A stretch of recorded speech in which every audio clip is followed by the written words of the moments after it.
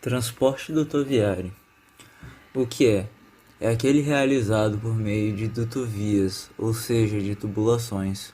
Notando que duto se refere ao local para transporte de óleos, gases e produtos químicos através da gravidade ou da pressão, podendo ser separados em 4 tipos, segundo a localização de construção dos dutos: subterrâneos, dutos não visíveis, de modo que estão localizados abaixo da terra; aparentes, dutos visíveis encontrados geralmente nas estações de abastecimento; aéreos, dutos construídos suspensos no ar e nos terrenos que apresentam relevo acidentado, bem como para atravessar um rio ou um vale; submarinos, dutos submersos no fundo do mar, geralmente utilizados para o transporte de petróleo nas plataformas marítimas.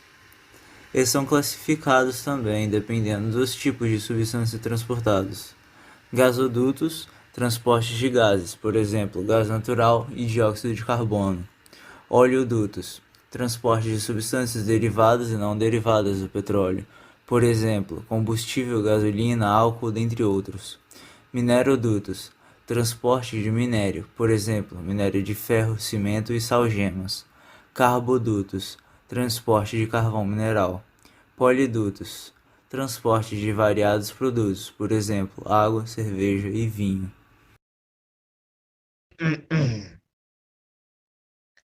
Conforme a progressão deste trabalho, podemos observar muito do que envolve os fatores do modelo rodoviário, mas, mesmo assim, ele apresenta bastante desvantagem com relação aos outros modais.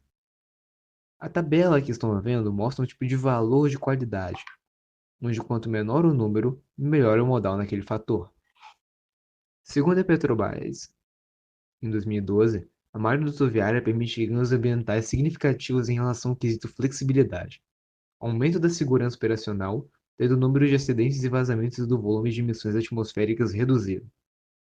Por esta razão, na empresa há o Programa de Integridade Estrutural dos Dutos.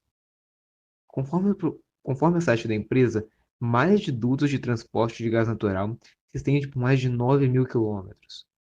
A Petrobras utiliza o sistema de transporte de dutos em 16 estados. Agora, no quadro a seguir, apresenta-se a porcentagem de deslocamento de volumes de produção através de cada modal no Brasil e nos Estados Unidos. Como se pode observar, o modal rodoviário no Brasil ocupa o quarto lugar de transportes com maior deslocamento de volume de produção, ficando na frente apenas do modal aéreo.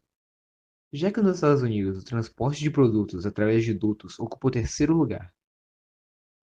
Os dois países o modal mais utilizado é o rodoviário.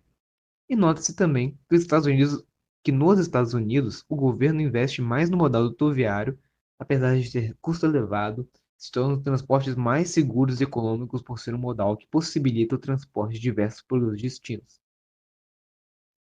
Sem sair deste tópico, os gráficos a seguir apresentam a porcentagem do volume de cargas movimentadas no país nos anos de 1996, 2000 e 2015. Note-se que em todos os modais tiveram uma pequena oscilação nesse tempo, mas que de 1996 até o ano de 2015 não houve grandes mudanças para o aumento da utilização de cada modal, percebendo também que o modal anda bastante utilizado no Brasil ainda o rodoviário.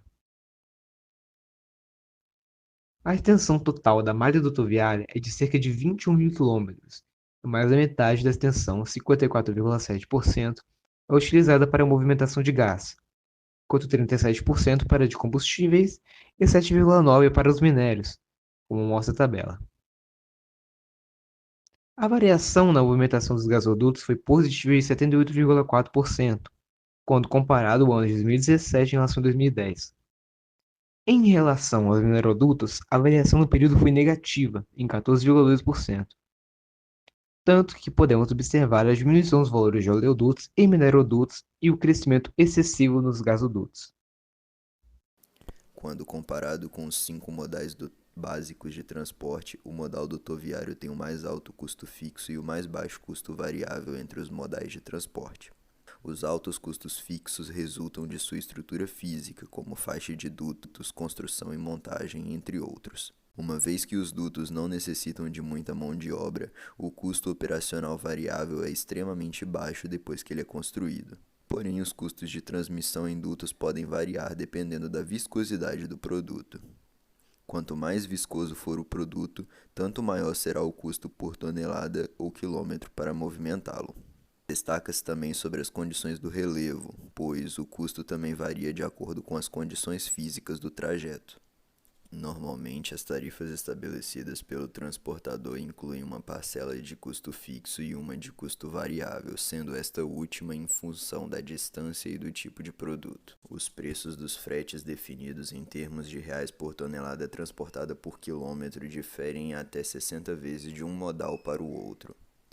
Uma vez implantado o modal dutoviário, o modal ferroviário é o único que pode apresentar preços dos fretes em termos de reais por tonelada transportada por quilômetro compatíveis ao modal dutoviário.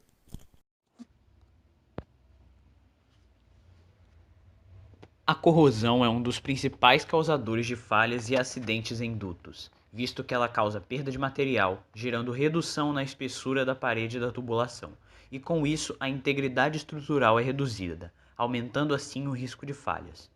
Uma falha mecânica também apresentada é a fadiga, causada principalmente pela aplicação repetida de carregamentos variáveis, cuja característica principal é causar a geração ou a propagação paulatina de uma trinca, até a eventual fratura da peça.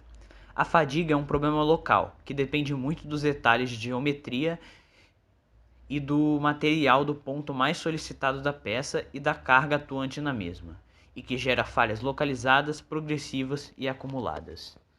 Vantagens e desvantagens.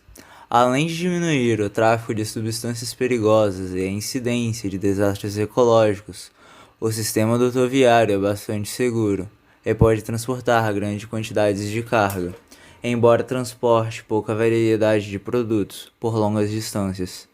Na maior parte dos casos, não necessita de embalagens para o transporte desses produtos e funcionam durante 24 horas do dia. Outra vantagem do sistema dutoviário é a diminuição de roubos e furtos de produtos, de forma que muitos tubos estão imersos no solo. Outra vantagem desse tipo de transporte é que ele apresenta fácil implementação e, além disso, é bem econômico, uma vez que apresenta baixo custo operacional de transporte e de energia. Por outro lado, as desvantagens do produto dutoviário são: ele é considerado um transporte lento, com velocidade de 2 a 8 km por hora em relação aos outros, além de apresentar pouca flexibilidade de destino e de produtos. A base de dados de projetos de dutos para o GIS origina-se do processo de implantação de faixa de dutos, que envolve diversas disciplinas e atividades desenvolvidas em etapas para o detalhamento da diretriz da faixa. As principais disciplinas aplicadas para a implantação da faixa de dutos são cartografia, topografia, geologia, geotecnia, aerofotogrametria, geoprocessamento, engenharia ambiental, engenharia de terminais e dutos e engenharia civil. A definição do traçado de uma faixa de dutos compreende diversas fases da seguinte forma: a primeira fase, estudo conceitual; a segunda fase, o estudo da diretriz preliminar; a terceira fase, definição do voo aerofotogramétrico; quarta fase, a diretriz básica; e quinta fase, a diretriz microlocalizada ou secundária.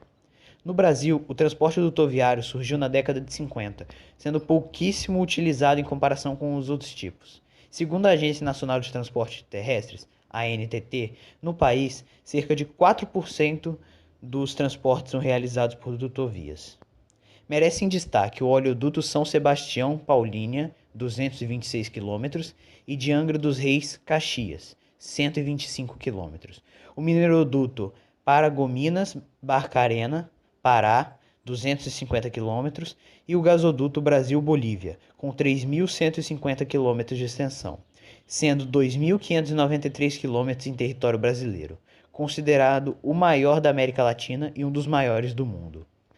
A maioria dos produtos transportados pelos dutos são realizados pela empresa de petróleo brasileira, a Petrobras. No mundo, as dutovias são um dos meios mais importantes de transporte, sendo muito empregado nos Estados Unidos e na Europa.